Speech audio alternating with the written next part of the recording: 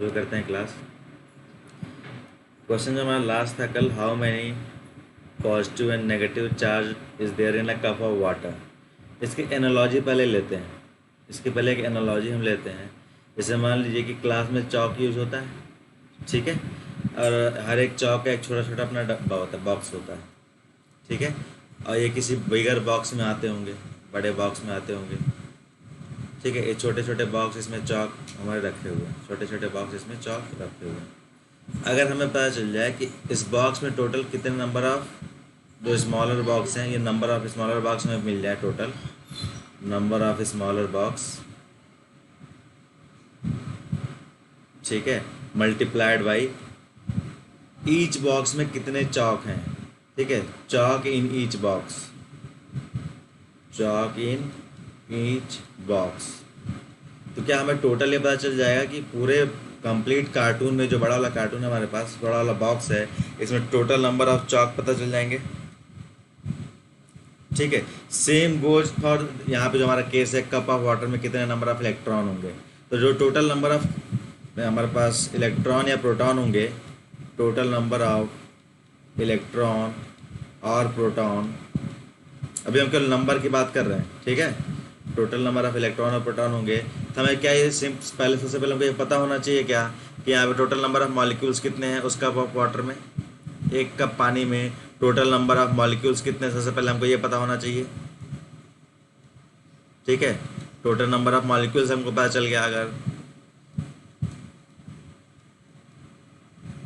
एक cup of water में into, अगर हमें पता चला कि ईच मॉलिक्यूल में कितने इलेक्ट्रॉन हैं, ईच मॉलिक्यूल में कितने इलेक्ट्रॉन है, तो number of electron in each molecule, number of electron और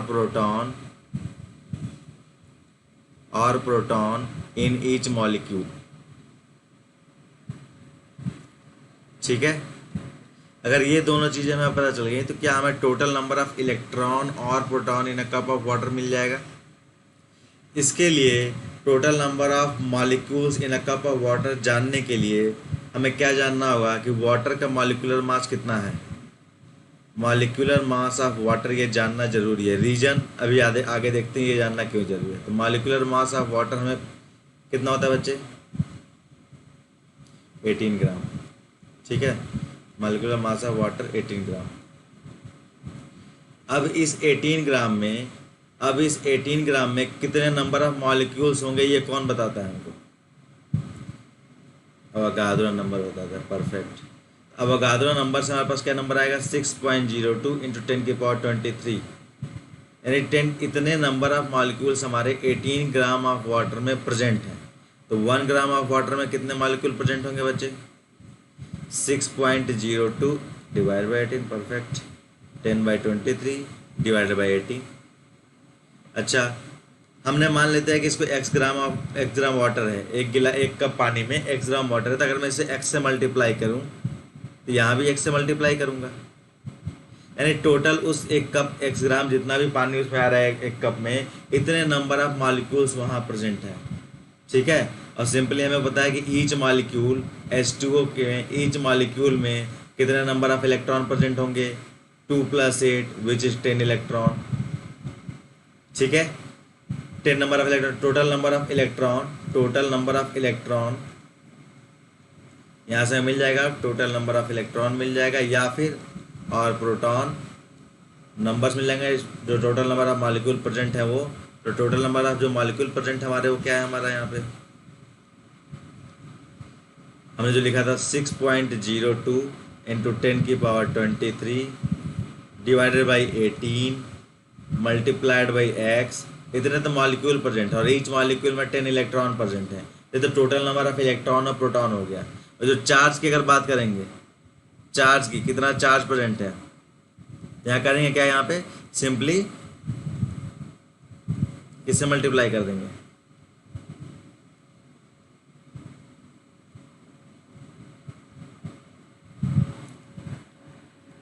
यस 1.6 इंटू 10⁻⁻19 कूलम। इसको पूरे वैल्यू हम कैलकुलेट करेंगे, हमारा आंसर आ जाएगा। तो मान लीजिए अगर उसको कैलकुलेशन आपको इजी देना होगा ना, तो x आपको दे देगा 180 ग्राम, समझ रहे हैं, x आपको दे देगा 180 ग्राम। नहीं तो अगर इसको टफ करना होगा आपको, थोड़ा और डिवीजन कराना होगा उसको, तो आगे बढ़ा के क्वेश्चन मतलब x250 दे देगा या जो भी दे देगा।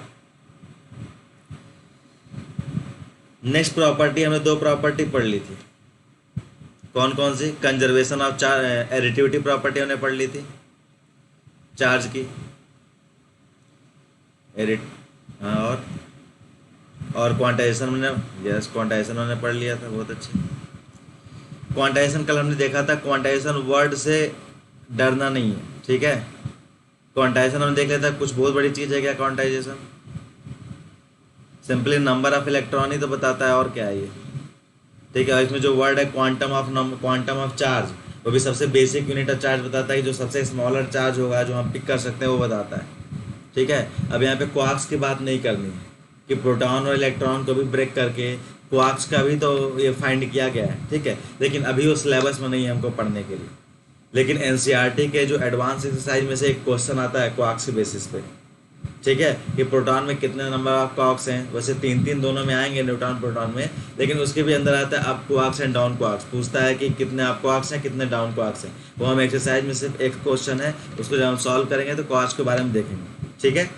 अभी जो सबसे बेसिक यूनिट मानेंगे 1 इलेक्ट्रॉन ही मानेंगे। यहाँ पे आता है कंजर्वेशन ऑफ चार्ज, इसको बताने की जरूरत है क्या? बता दीजिए, आप ही बता दीजिए आराम से। एनर्जी चार्ज बेसिकली यहाँ पे मैं बात करेंगे, कंजर्वेशन ऑफ चार्ज की जब हम लोग बात कर रहे हैं तो हम बोलेंगे कोई भी आइसोलेशन में कोई भी सिस्टम है, आइसोलेशन में कोई भी सिस्टम है जो उस पर चार्ज प्रेजेंट होगा, हमेशा वही चार्ज प्रेजेंट रहेगा, ठीक है। शर्त बस इतनी है कि ये सिस्टम आइसोलेटेड होना चाहिए, ठीक है, किसी तरह का कांटेक्ट किसी अदर सिस्टम पे नहीं होना चाहिए, ठीक है। उससे क्या होगा कि चार्ज का डिस्ट्रीब्यूशन हो सकता है, अगर कोई सिस्टम अदर सिस्टम इसके कांटेक्ट में आता है। तो अगर आइसोलेटेड सिस्टम आपने रखा हुआ है, अगर कोई चार्ज प्रेजेंट है, आज से 100 साल भी बाद भी उस पर चार्ज चेक करोगे तो क्यू ही प्रेजेंट होगा, उससे ना एक चार्ज माइनस होगा ना प्लस होगा, ठीक है। अच्छा, कंजर्वेशन ऑफ चार्ज में ये भी है कि charge can neither be created, charge can neither be destroyed. हम चार्ज को ना बना सकते हैं ना ही खत्म कर सकते हैं, केवल एक फॉर्म से दूसरे फॉर्म में लेकर जा सकते हैं, बस इतना ही हमारा रोल है, ठीक है। क्रिएशन और डिस्ट्रॉय का हमारा रोल है ही नहीं ह्यूमन बीइंग का, हमारा केवल बस इतना ही रोल है कि एक फॉर्म से दूसरे फॉर्म में जा सकते हैं, बस हमारी लिमिटेशन यहीं तक है, हमारी क्षमताएं यहीं तक हैं। अगर मैं ऐसा कहता हूं तो क्या मैं अगर कहूं कि इस यूनिवर्स में जितने भी चार्ज हैं वो कांस्टेंट होंगे, ठीक है, जब से नियम सृष्टि शुरू हुई जब ये खत्म होगा जो भी होगा, हमेशा वो जो चार्ज है हमारे यूनिवर्सल चार्ज, जितने भी यूनिवर्स में चार्ज हैं वो हमेशा कांस्टेंट होंगे, ठीक है। तो हमारे चार्ज की तीनों property, additivity, quantization, conservation of charge, ये सारी चीज़ें क्लियर है बच्चे। नोट्स खुद से प्रिपेयर कर लेते हैं, नोट्स प्रोवाइड कराना होगा, बताइए जैसा भी करना हो। नोट्स है कोई बात नहीं, तो इसको पढ़ते जाते हैं, ठीक है। चलिए नेक्स्ट आता है Coulomb's law of electric force, ये तो जानते ही होंगे इनको, ठीक है। कोई भी इलेक्ट्रोस्टैटिक फर्स्ट चैप्टर जो भी स्टार्ट करेगा और सबसे इनको तो जानते ही है कूलॉम्स लॉ को, ठीक है। बाकी अदर किसी को जाने ना जाने इनको जानता ही है। पहला कंडीशन ये कहते हैं दो चार्जेस प्रेजेंट है हमारे पास, मान लीजिए Q1 Q2, हम यहाँ साइन की बात नहीं कर रहे हैं अभी, केवल Q1 Q2 दो चार्जेस प्रेजेंट है। तो ये कह रहे हैं कि ये जो फोर्स है इन दोनों के बीच में जो भी फोर्स लगे, रिपल्सन लगे या अट्रैक्शन लगे, जो भी फोर्स लगता है इन दोनों के प्रोडक्ट के इक्वल होगा, मतलब डायरेक्टली प्रोपोर्शनल होगा। फर्स्ट पॉइंट ये बोलते हैं, ठीक है।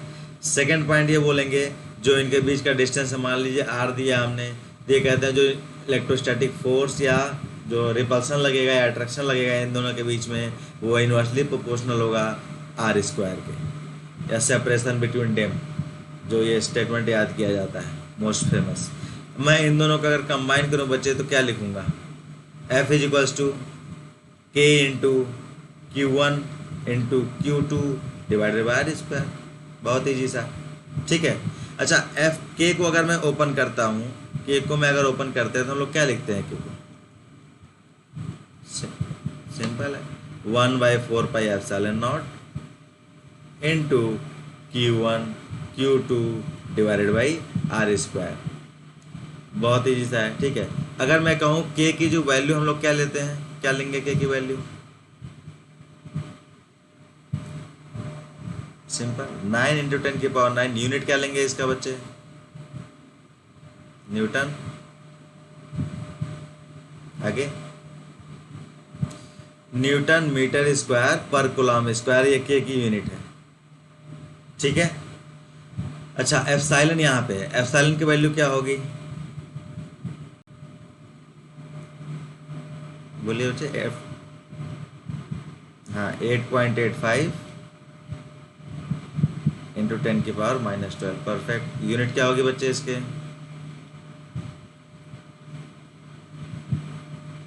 जस्ट इसका रिवर्स, कूलम स्क्वायर पर न्यूटन मीटर स्क्वायर, ठीक है। कोई डाउट? चलिए ये सारी चीजें हो गई। अब आता है कि Coulomb's law in vector form, COULOMB, Coulomb's law in vector form. भाई फोर्स है तो फोर्स का कुछ ना कुछ तो डायरेक्शन होगा, ठीक है। वो तो हमने मैग्नीट्यूड देखा है, अब इसको डायरेक्शन के साथ देखेंगे, ठीक है। एक लाइन ले लेते हैं,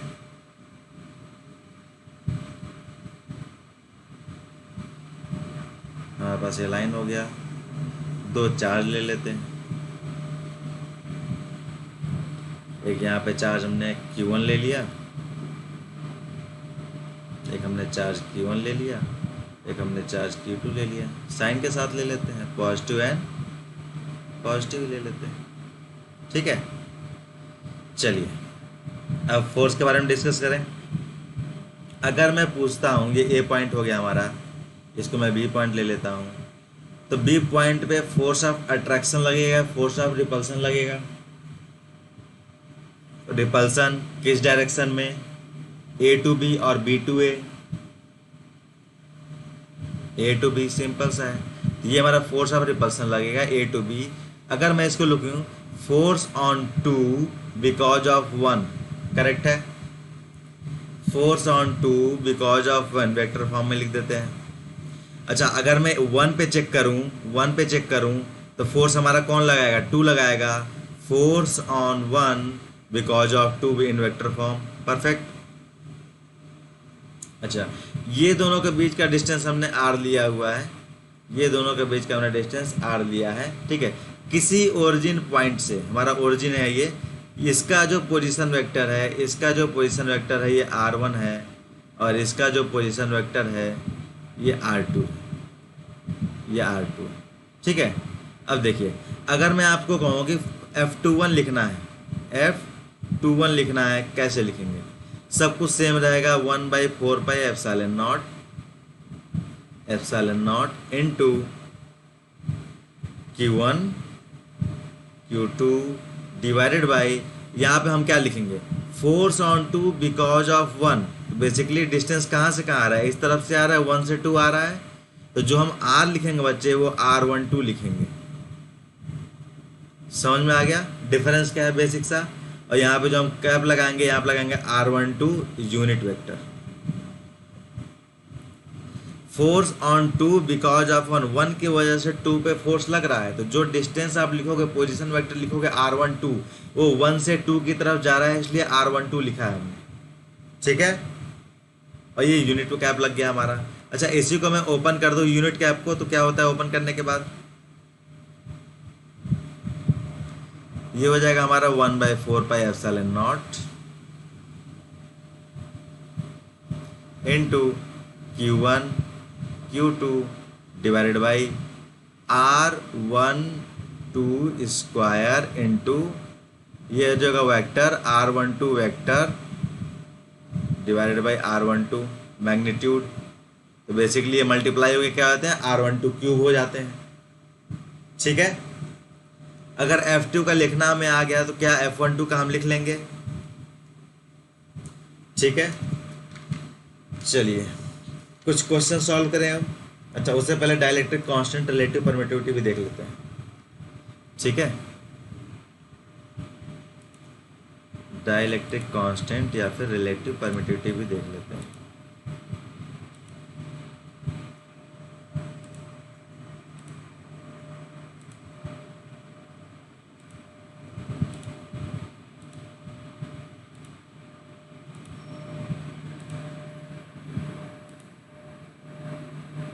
ये तो क्वेश्चन ही था, इसको हटाइए।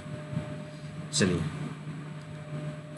ये हाइड्रोजन डालते हैं dielectric constant gamma relative permittivity. Die electric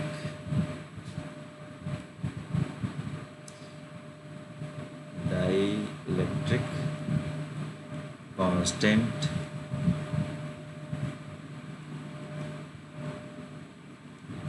relative permittivity.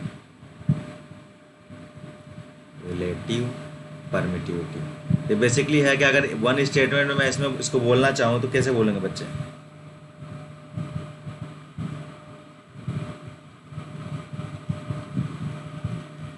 Dielectric constant या फिर रिलेटिव परमिटिविटी को एक स्टेटमेंट में बोलना चाहे तो कैसे बोलेंगे? मीडियम पे। बहुत सही। तो किसी भी मीडियम की प्रॉपर्टी है रिलेटिव परमिटिविटी या डाइलेक्ट्रिक कांस्टेंट, ठीक है। तो दो चार्जेस जो प्लेस्ड हैं हमारे, ठीक है, दो चार्जेस कहाँ प्लेस्ड हैं, सबसे बड़ा मैटर ये करता है रीजन। उनके बीच में जो फोर्स लगेगा उस फोर्स को ये डाइलेक्ट्रिक कांस्टेंट या फिर रिलेटिव परमिटिविटी इफेक्ट करेगा। क्लियर? जैसे कि दो मीडियम लेते हूँ मैं, एक हमारे पास ये मीडियम हो गया, वैक्यूम ले लेते हैं। एक मीडियम मैं ले लेता हूँ वैक्यूम, ये वैक्यूम हो गया। दूसरा मीडियम हम ले लेते हैं वाटर ले लेते हैं। दो मीडियम हो गए डिफरेंट डिफरेंट, ठीक है। बात यह है कि हमने दो चार्जेस लिए Q1 Q2 सेम डिस्टेंस पे, वैक्यूम में भी ये Q1 Q2 वैक्यूम में भी, और डिस्टेंस इनके बीच का R है, सेम है। और यही सेम चार्जेस सेम सेपरेशन में हमने वाटर में लिया, सेम चार्जेज सेम सेपरेशन पे हमने वाटर में लिया। फ़र्क क्या पड़ेगा, बस यही देखना है उन दोनों के बीच। और फ़र्क किस पे पड़ेगा? उनके फोर्सेस पे पड़ेगा। समझ रहे हैं? उनके बीच में जो फोर्स एक्ट कर रहा है, वेदर इट इज़ रिपल्सिव और अट्रैक्टिव, देखते हैं क्या फ़र्क पड़ता है। अच्छा, जो नॉर्मल हमने इक्वेशन लिखा था, कूलॉम्स ने हमको जो बताया है नॉर्मल इक्वेशन, कूलॉम्स ने क्या बताया बच्चे? F इज इक्वल्स टू जो भी इनके बीच में लगे, अट्रैक्टिव और repulsive, 1/4 pi epsilon not into Q1 Q2 upon R square. बहुत अच्छे, ठीक है। अच्छा, एप्सिलॉन नॉट हमारा क्या है? जब हमारा जो दोनों चार्जेस है ना वैक्यूम में प्लेस्ड है, इन दैट केस ओनली यहाँ पे एप्सिलॉन नॉट आता है। लेकिन यही चार्ज अगर आपका, इसको मैं एक सबस्क्रिप्ट भी दे देता हूँ, इसको मैं वैक्यूम V लिख देता हूँ, ठीक है। अब फोर्स इन वाटर क्या हो जाएगा?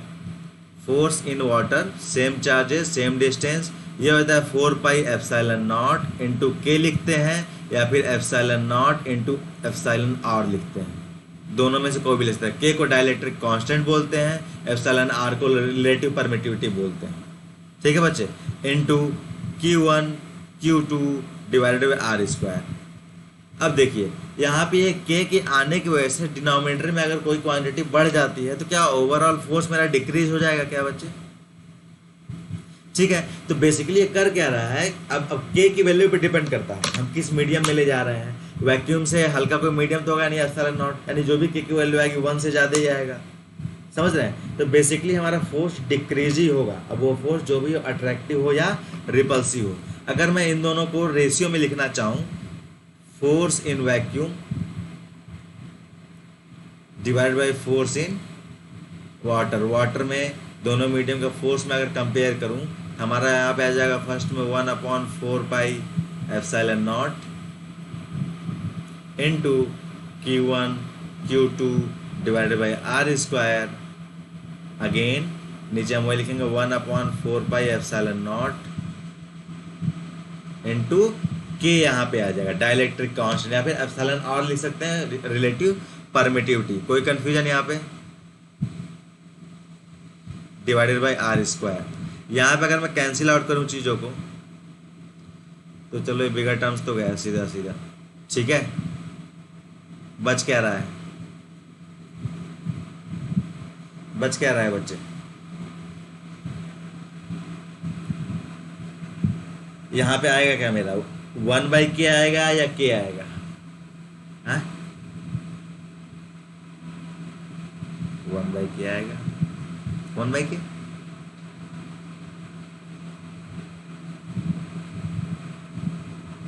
देखिए, इसको 1 बाय में क्या लिख सकता हूँ? 1/4πε0 लिखूंगा ना, नीचे लेते आता हूँ, इंटू 1/4πε0 इंटू k हो जाएगा। यहाँ से अगर आप कैंसिल आउट करो तो कुछ चीज़ें कैंसिल आउट हो जाएंगी। क्या? हमारा 4πε0 से 4πε0 कैंसिल हो गया, k हमारा ऊपर चला जाएगा। तो ये हो जाएगा force in vacuum divided by force in water, ये रेशियो हो जाएगा k टाइम्स, k से मल्टीप्लाई हो जाएगा। ठीक है, यही k बेसिकली है क्या? इसको हम लिखते हैं एप्सिलॉन अपॉन एप्सिलॉन लिखते हैं।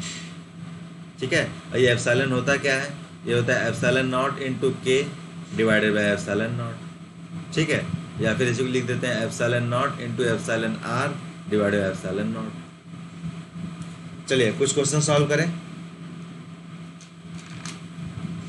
चलिए एक प्रीवियस ईयर क्वेश्चन सॉल्व करते हैं, बोर्ड का ही। पेन कॉपी लेके बच्चे बैठे। ओके, क्वेश्चन लिखिए, a free ball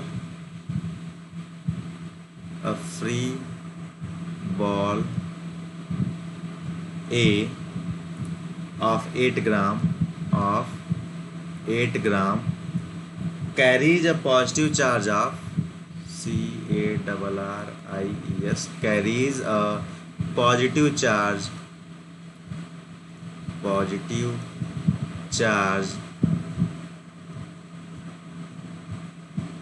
of, charge carry कर रहा है हमारा 5 × 10⁻⁸ coulomb, 5 × 10⁻⁸ coulomb. What must be the nature, question है, what must be the nature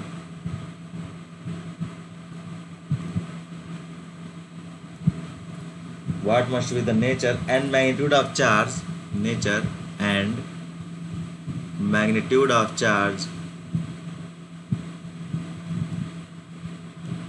magnitude of charge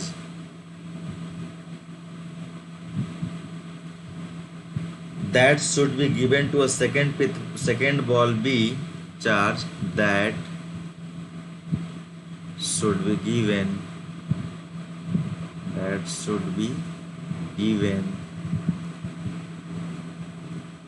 to a second ball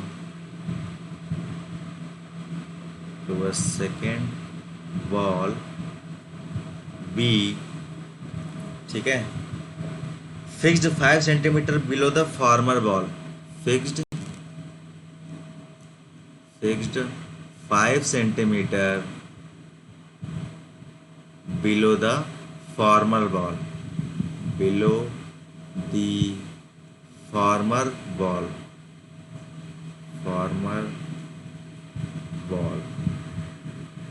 आगे क्या कह रहा है? so that upper ball is stationary, so that upper ball is stationary।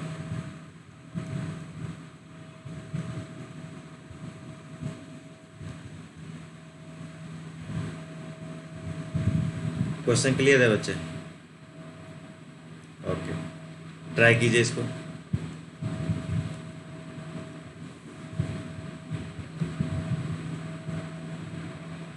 Free, हाँ, downward जो force लगेगा,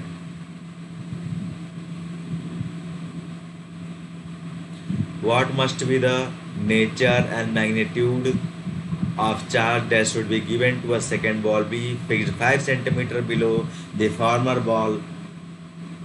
nature क्या होगा? हाँ, ट्राई कीजिए, एंड में रिजल्ट। हाँ, नेचर मतलब पॉजिटिव और नेगेटिव। जो हमारा जो सेकंड बॉल भी है ना, उसका नेचर क्या होगा? पॉजिटिव होगा या नेगेटिव होगा, ये पूछ रहा है, प्लस उसका मैग्नीट्यूड पूछ रहा है।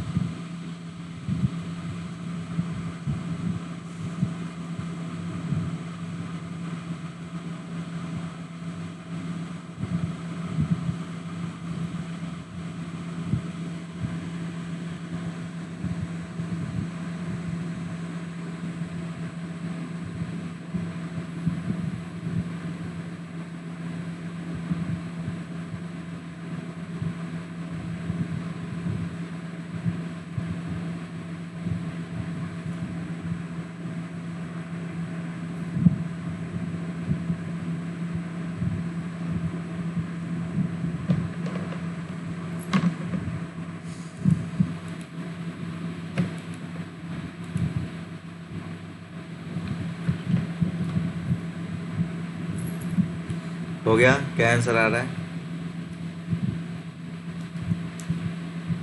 अच्छा सॉल्व, अच्छा क्या आंसर आया ये तो बताइए। हाँ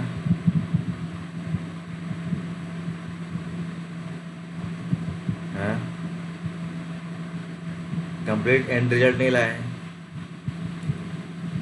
चलिए ठीक है, यहाँ करते हैं क्लास। ठीक है, देखिए एक बॉल ए है हमारा, इस पे चार्ज है 5 × 10⁻⁻⁵ ठीक है। इसके जस्ट नीचे एक और बॉल बी रखा जा रहा है, इसका चार्ज नहीं पता है तो क्यू ले लेते हैं। ठीक है, अच्छा और क्या है, अच्छा इन दोनों के बीच का डिस्टेंस दिया है 5 सेंटीमीटर। पूरे क्वेश्चन को बच्चे, यस पूरे क्वेश्चन को हम स्टेप बाय स्टेप सॉल्व करेंगे, ध्यान से देखिएगा और आगे हर एक क्वेश्चन को सॉल्व करना है। ठीक है, अच्छा इसको स्टेशनरी अगर रखना है तो इस पर एक डाउनवर्ड फोर्स mg लगेगा, वो तो लगेगा ही लगेगा विदाउट एनी डाउट। इसको अगर स्टेशनरी रखना है तो इस बॉल से इस बॉल पे एक फोर्स अपवर्ड साइड में लगना चाहिए, एक फोर्स अपवर्ड साइड में लगना चाहिए। अगर ये पॉजिटिव है तो ये क्या होगा, पॉजिटिव होगा नेगेटिव होगा? जब ये फोर्स अपवर्ड लगे, अपवर्ड लगाने के लिए इसको क्या होना चाहिए, पॉजिटिव या नेगेटिव? सिंपल, यस पॉजिटिव होगा, यानी क्यू का जो नेचर हुआ हमारा पॉजिटिव हुआ, हमको यहाँ से क्लियर हो गया। ठीक है, दूसरी बात, इसको अगर स्टेशनरी में रखना है तो हमको सिम क्लियर है कि F = mg होगा। तभी अगर ये दोनों फोर्सेज इक्वल हुए हैं तो नेट रिजल्टेंट फोर्स इस पे 0 होगा और ये कहीं मूव नहीं करेगा, स्टेशनरी रहेगा। तो यहाँ से अगर मैं कहूँ मैं F = mg होगा यहाँ पे, तो सब कुछ क्लियर हो गया। ठीक है, फोर्स क्या है, इलेक्ट्रोस्टैटिक फोर्स है, कुलॉम्स ने हमको बताया है कि आप ये रिलेशन यूज कर सकते हैं, हम ये रिलेशन यूज करते हैं 1/4πε0 इंटू Q1, Q1 मतलब QA charge on ball A into charge on ball B divided by दोनों में डिस्टेंस जो है r²। मास हमको दिया है 8 ग्राम, 8 ग्राम ये क्या दिया है, 8 ग्राम दिया है। ठीक है, मास हमको दिया है 8 ग्राम। ठीक है, जी हमको क्या दिया है, कुछ दिया है लेने के लिए? जी नहीं दिया है, तो सिंपली 9.8 ले लेंगे। अगर कुछ नहीं दिया है तो 9.8 मीटर पर सेकेंड स्क्वायर। ठीक है, हमेशा जब भी क्वेश्चन सॉल्व करना है बच्चे, यूनिट को साथ में लेकर प्रॉपर अच्छे तरीके से सॉल्व करना है, क्योंकि लर्निंग के फेज में अगर ये सब नहीं सीखेंगे तो एग्जाम में जब डायरेक्टली आप करने बैठोगे तो कहीं ना कहीं फंस जाओगे। ठीक है, 1/4πε0 को हम क्या लिखते हैं, 9 इंटू, या फिर सबको पहले उधर ही भेज देते हैं, हमको डायरेक्ट क्यू भी फाइंड करना है ना, सबको पहले उधर भेज के फिर वैल्यूज पुट करते हैं। ठीक है, ओके, तो क्यू भी अगर मैं लिखना चाहूँ यहाँ से तो क्यू भी को मैं क्या लिख दूंगा, वही लिख दो, अभी एम जी में रहने दो, एम जी इंटू 4πε0, ठीक है, divided by r² into Q A लिखेंगे। ठीक है यहाँ तक? ठीक है बच्चे, अगर मैं वैल्यूज पुट करता हूँ तो यहाँ हो जाएगा 8 ग्राम, इसको ग्राम लिख देते हैं। जी मैं पुट कर दूँ तो 9.8 मीटर पर सेकेंड स्क्वायर। ठीक है, डिवाइडेड बाई r² मेरे पास क्या है, 5 सेंटीमीटर है, 5 सेंटीमीटर का होल स्क्वायर। चार्ज ऑन ए पे 5 इंटू 10⁻⁻5 कूलॉम है। ठीक है, और 1/4πε की वैल्यू अगर 9 × 10⁻9 होती है तो 4πε0 की वैल्यू क्या हो जाएगी, 1/9 × 10⁻9 होगी। ये हो जाएगा 9 इंटू 10⁻9 न्यूटन मीटर स्क्वायर पर कूलॉम स्क्वायर। अब जरा यूनिट की तरफ ध्यान दीजिए, यहाँ पे इसके यूनिट के साथ हो क्या रहा है, बेसिकली यहाँ पे ग्राम है, यहाँ मीटर है, यहाँ सेकेंड है, यहाँ सेंटीमीटर है, यहाँ कूलॉम है, कूलॉम है, यहाँ न्यूटन है, यहाँ मीटर है। ठीक है, तो चलो मीटर मीटर समझ में आता है, सेकंड समझ में आता है, कूलॉम में समझ में आता है, हाँ, लेकिन यहाँ सेंटीमीटर है, यहाँ मीटर है, तो सेंटीमीटर को हम मीटर में कन्वर्ट कर लेंगे, ये भी ठीक है। लेकिन ग्राम को हम किस में कन्वर्ट करेंगे, केजी में कन्वर्ट करें या ग्राम में ही रहने दें?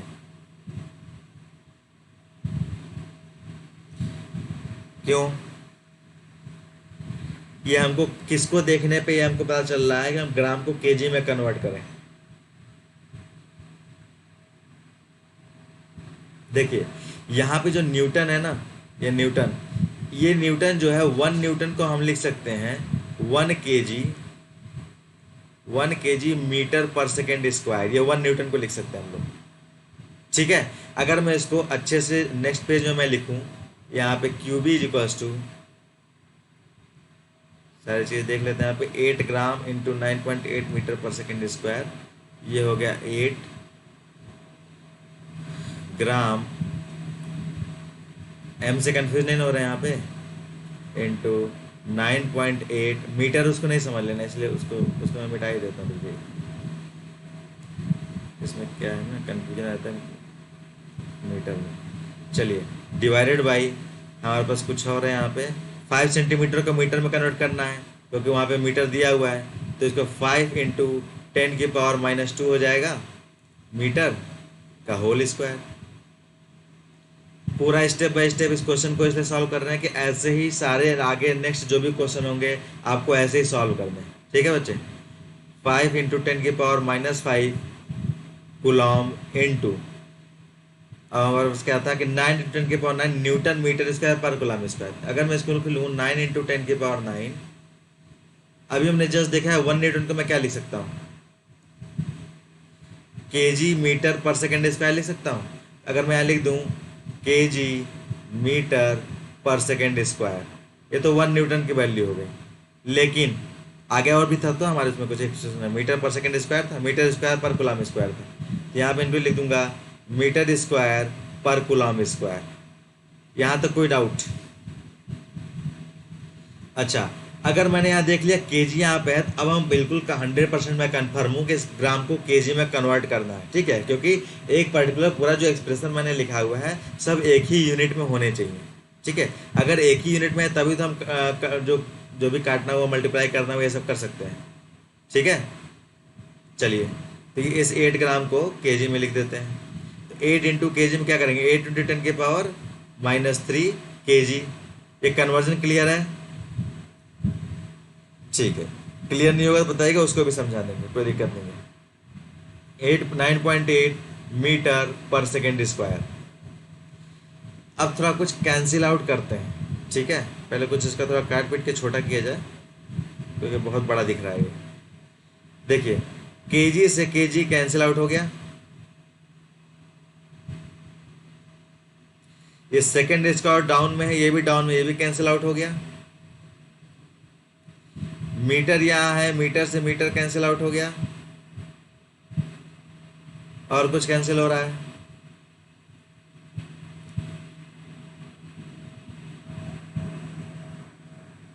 गुलाम से गुलाम कैंसिल आउट हो रहा है,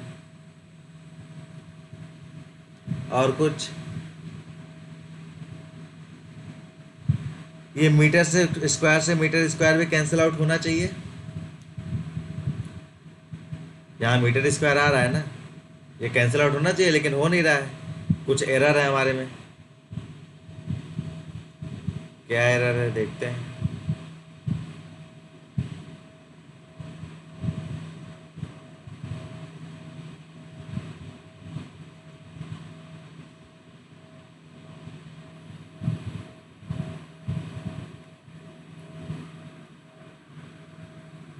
यस आर ऊपर रहेगा, ये एरर है। बहुत अच्छा, ये आर स्क्वायर ऊपर आ जाएगा, कैंसिल आउट हुआ।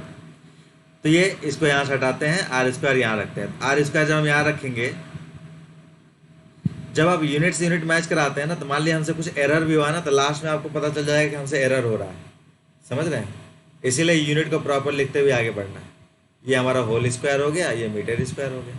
अब आराम से हमारा मीटर स्क्वायर से मीटर स्क्वायर कैंसिल आउट हो जाएगा, और लास्ट में मेरे पास केवल यूनिट बचेगा, कूलम बचेगा। ठीक है, यहाँ पे जब आप वैल्यूज पुट करोगे तो हमारे पास हो गया 8 into 10⁻³ into 9.8 into 25 into 10⁻⁴ divided by 5 into 9 into 10⁻⁴। यहाँ पे क्या आ जाएगा, एक कूलम ऊपर चला जाएगा, कूलम बचेगा हमारा। न्यूटन्स की तरफ से सारे प्रॉब्लम कोई दिक्कत नहीं है, न्यूटन की तरफ से अब मतलब यूनिट की तरफ से। ठीक है, अब यहाँ पे कुछ कैंसिल आउट होता है, इनको भी देख लेते हैं क्या कैंसिल आउट हो रहा है। 5 से मेरा 5 25 गया एक वन टाइम, 5 टाइम गया, ठीक है। इसको हम लिख देंगे क्या, इसका मल्टीप्लाई कीजिए 40 इंटू 9.8 डिवाइडेड बाई 9, ठीक है, इंटू 10 की पावर क्या हो जाएगा, -3 -4 -4 -8, 10 की पावर 4 है ना, ऊपर जाएगा -8 हो जाएगा, इंटू 10 की पावर -3, ऐसे क्या हो जाएगा,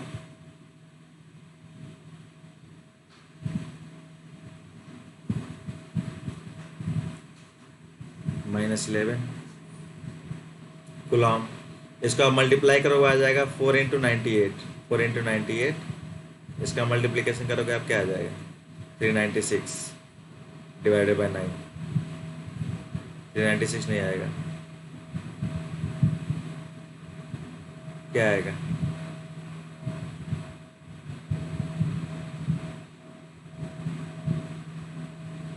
थ्री 2 आएगा, ठीक है। 392 डिवाइडेड बाई 9 करोगे, जो वैल्यू आएगी हम यहाँ पुट करेंगे, ठीक है। इसके पावर में कुछ दिक्कत आ रहा है, पावर यहाँ पे आ रहा है 10 की पावर -8 आना चाहिए, अगेन पावर में भी कुछ दिक्कत आ रहा है, या न्यूमेरिकल वैल्यू पुट करने में कुछ दिक्कत हो गई है क्या,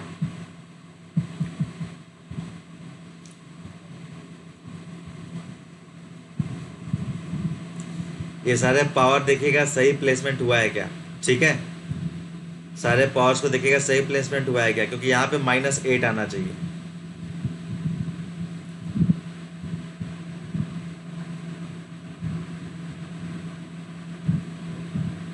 ठीक है। एक बार चेक कर लीजिएगा पावर को पूरा, एरर तुरंत दिखता नहीं है, एरर की सबसे बड़ी खासियत यही है, अगर एरर हुआ है तो तुरंत दिखता नहीं है, ठीक है। चलिए नेक्स्ट क्वेश्चन करें, सबको इसी बेसिस पे सॉल्व करना है, ठीक है। जिस तरीके से सॉल्व किया हम लोगों ने, हमारा बेस यही होना चाहिए, स्टैंडर्ड पॉइंट यही होना चाहिए एग्जाम के लिए।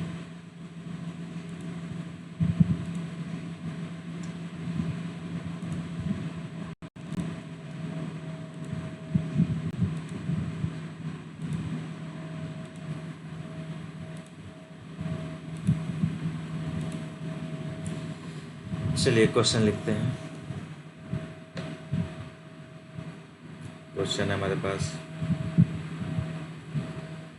अ particle of mass m, particle of mass m and carrying charge -q, mass m है और चार्ज कैरी कर रहा है -q, and carrying charge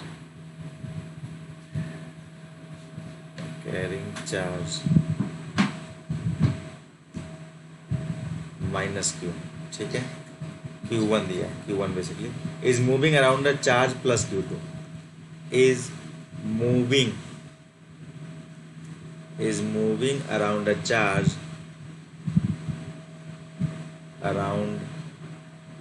charge plus q2 along a circular path of radius small r, along a circular path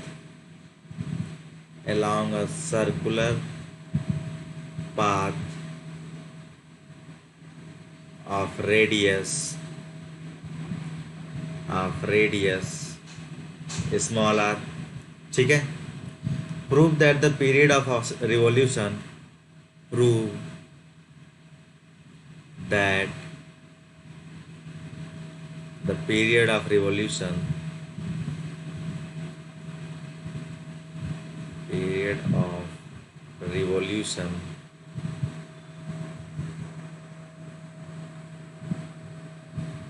of the charge -q1 about plus q2 of the charge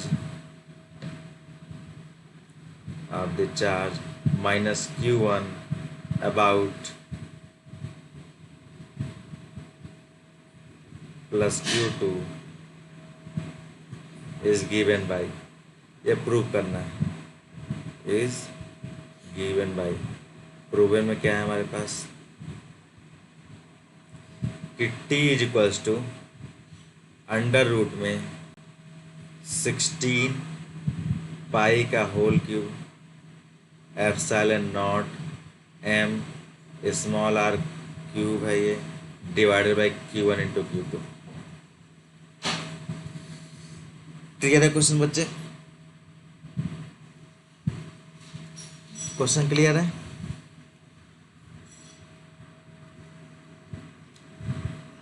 ठीक है, question solve कीजिए।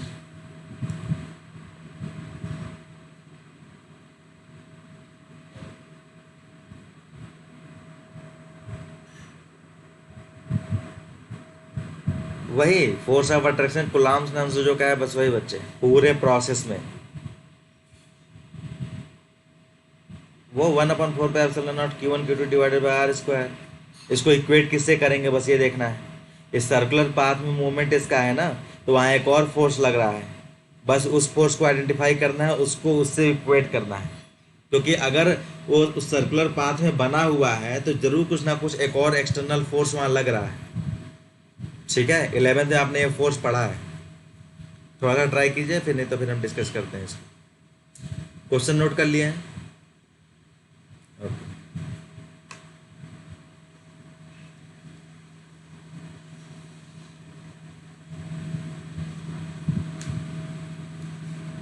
Simple, बहुत अच्छे।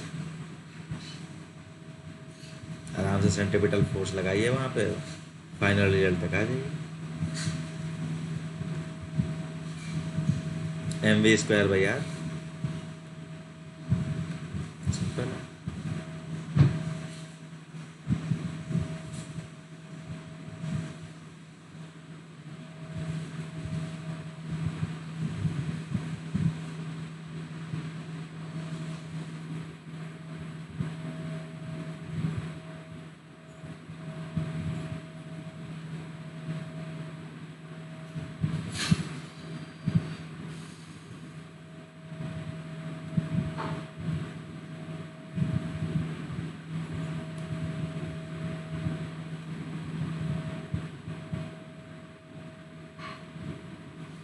बोलिए। Time period है, मतलब T equals to total कितना part travel कर रहा है, 2πr ट्रेवल कर रहा है ना। टाइम पीरियड बेसिकली है क्या, जो जो एक यूनिट टाइम है उसको बार बार रिपीट करें। तो ये टाइम क्या हमारा है 2πr, तो ये बार बार इसको रिपीट कर रहा है विथ वेलोसिटी v, बस 2πr divided by v। Simple, perfect.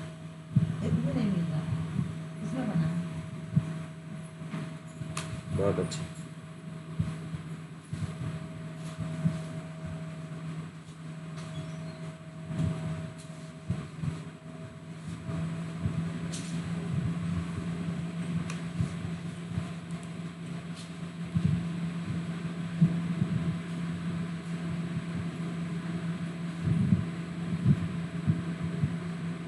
ठीक है, स्क्वायर रूट में आ रहा होगा, बस ठीक है। आगे फॉरवर्ड होइए, आगे बढ़िए, सॉल्व कीजिए।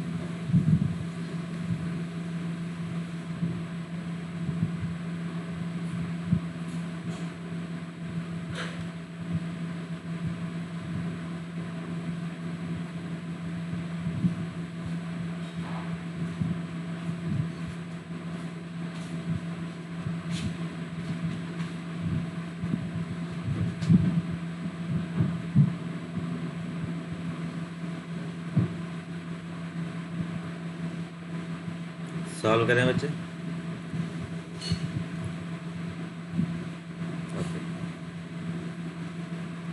हमको एंड में यही प्रूव करना है, यहाँ जो एक्सप्रेशन दिया हुआ है यही लाना। अंडर रूट में है 16 पाई का cube epsilon not m r का cube divided by Q1 into Q2।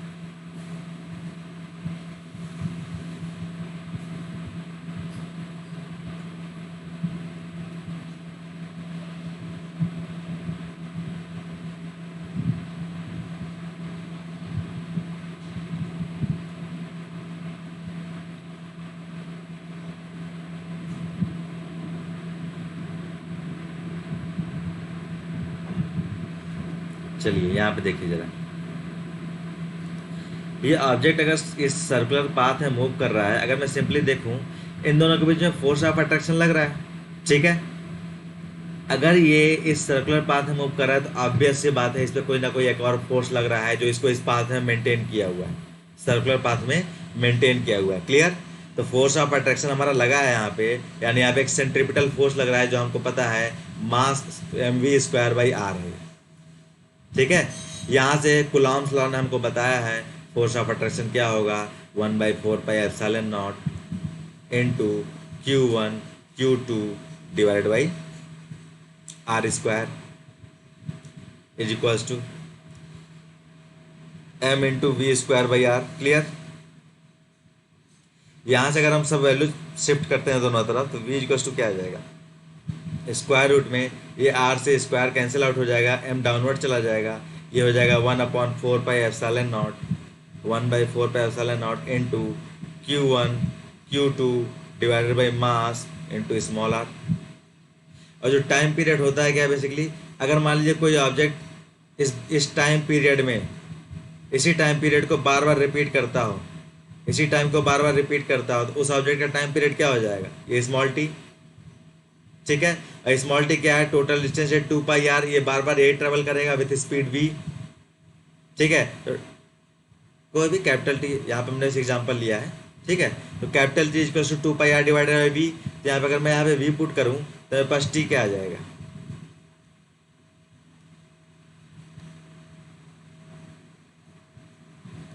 हाँ पास टी आ जाएगा, T is equals to 2πr divided by v की जगह हम क्या पुट करेंगे, अंडर रूट में 1 divided by 4πε0 into Q1 Q2 divided by m into r, ठीक है। इसको मैं क्या ऐसे लिख सकता हूँ क्या, इज इक्वल्स टू 2πr हमने लिख दिया यहाँ पे, ठीक है। तो इसको मैं स्क्वायर रूट कर दे रहा हूँ और ये ऊपर चला जाएगा, हो जाएगा 4πε0 into m into r divided by Q1 Q2, ठीक है। लिख सकते हैं, ओके।